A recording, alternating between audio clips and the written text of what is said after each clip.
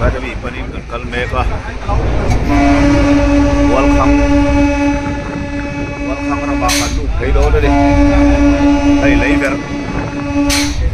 lever akan lu do ne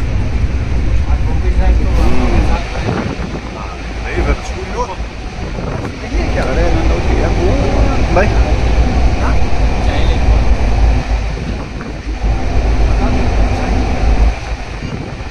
lever hit free về khóc mà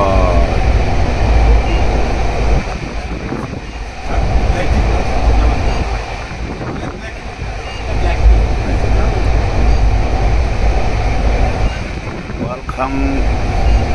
si huya tanga welcome then thei ma lever hit ri dan hai kan tlan rei sep mai alo sei ve khop mai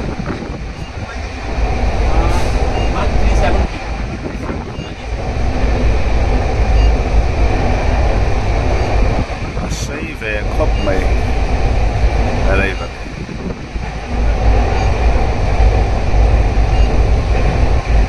chán xuống đó để sầu luôn em ta về về yes so đây về ta mà lâu om để pha đây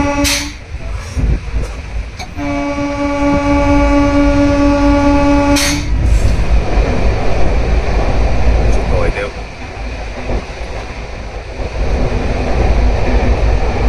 Ramadan lever lehi ai rom chok chen mai ni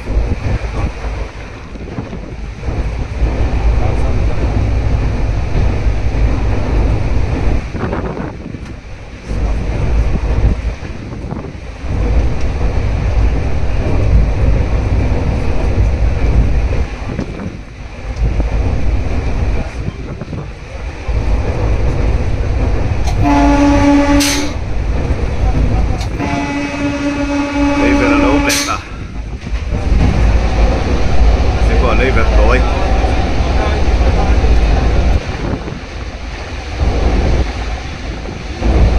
khai